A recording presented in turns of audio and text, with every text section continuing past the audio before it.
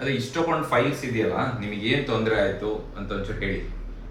ತೊಂದರೆ ಆತಂಕ ಸರ್, ಆತಂಕ ಅನಿಸ್ತತಿ, ಭಯ ಅನಿಸ್ತತಿ, ಏನೋ ಆಗ್ಬಿಟ್ಟೈತೆ ನನಗೆ. ಅಲ್ಲ 6 ತಿಂಗಳಿಂದ ಆರಾಮಿದ್ರಿ, ನಿಮ್ಮ ಸ್ನೇಹಿತರಿಗೆ ಏನೋ ಆಯ್ತು, ಅದಾದ್ಮೇಲೆ ಹಿಂಗಂದ್ರಿ, ಏನಾಯ್ತು ಅದನ್ನ ಬ್ರೀಫ್ ಆಗಿ ಹೇಳಿ. ಏನಾಯ್ತು ಅಂದ್ರೆ ನನ್ನ ಫ್ರೆಂಡಿಗೆ ಸ್ವಲ್ಪ ಭಾಳ ಒಡನಾಟ ಚೆನ್ನಾಗಿತ್ತು ಸರ್, ಮಾತುಕತೆ ಎಲ್ಲ ದಿನ 1 ಗಂಟೆ ಮಿನಿಮಮ್ 1 ಗಂಟೆ ಮಾತಾಡ್ತಿದ್ದೆ ಸರ್ ಡೈಲಿ.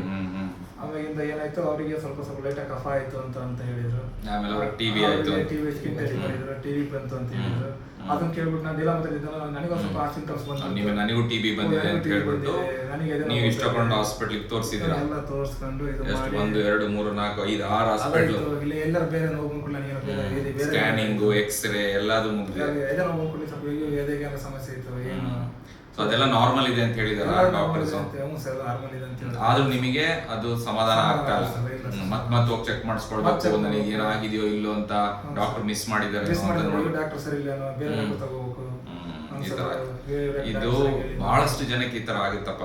ಇದನ್ನ ಒಂಥರ ಇಲ್ನೆಸ್ ಆಂಗ್ಸೈಟಿ ಅಂತ ಹೇಳ್ತೀವಿ. ಅಂದ್ರೆ ಕಾಯಿಲೆಯ ಒಂದು ಆತಂಕ.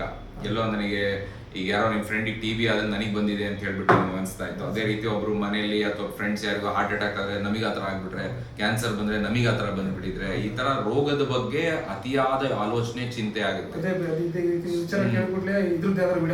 ಆ ತರ ಮೊಬೈಲ್ ಅಲ್ಲಿ ಗೂಗಲ್ ಅಲ್ಲಿ ಇದು ಮಾಡ್ತಕ್ಕಂಥದ್ದು.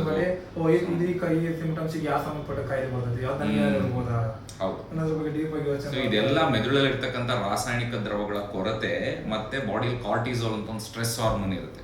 ಆ ಸ್ಟ್ರೆಸ್ ಹಾರ್ಮೋನ್ ಅನವಶ್ಯಕವಾಗಿ ಉತ್ಪತ್ತಿ ಆದಾಗ ಎದೆ ಬಡಿತ ಜಾಸ್ತಿ ಆಗೋದು, ಉಸಿರಾಟ ಫಾಸ್ಟ್ ಆಗೋದು, ನನಗೇನೋ ಆಗ್ಬಿಟ್ಟಿದೆ ಅಂತ ಒಂದು ಕೆಟಾಸ್ಟ್ರೋಫಿಕ್ ಥಿಂಕಿಂಗ್, ಅಂದ್ರೆ ಅತಿಯಾದ ಚಿಂತೆ. ಅಂದ್ರೆ ನನಗೇನೋ ಹಾರ್ಟ್ ಅಟ್ಯಾಕ್ ಆಗ್ಬಿಡೋದು, ನಾನು ಸತ್ತೇ ಹೋಗ್ಬಿಡೋದು, ಅಥವಾ ನನಗೆ ಟಿಬಿನೇ ಬಂದು ನನಗೆ ಲಂಗ್ಸ್ ಡ್ಯಾಮೇಜ್ ಆಗ್ಬಿಡ್ಬೋದು, ಈ ತರ ಎಲ್ಲ ಆಗುತ್ತೆ. ಸೊ ಏನು ಹೆದರ್ಕೊಳ್ಬೇಡಿ, ಇದಕ್ಕೆ ಸರಿಯಾಗಿ ನಾವು ಆತಂಕಕ್ಕೆ ಚಿಕಿತ್ಸೆ ಕೊಟ್ರೆ ನೀವು ಚೆನ್ನಾಗ್ತೀರಾ. ಮತ್ತೆ ಈ ತರ ಡಾಕ್ಟರ್ಗಳ ಹತ್ರ ಸುತ್ತೋದು ಕಡಿಮೆ ಆಗುತ್ತೆ. ನೀವು ಆರಾಮಾಗಿ ಕೆಲಸ ಚಟುವಟಿಕೆ ಮಾಡಿಕೊಂಡು ಇರ್ಬೋದು, ಧೈರ್ಯವಾಗಿರಿ. ಓಕೆ,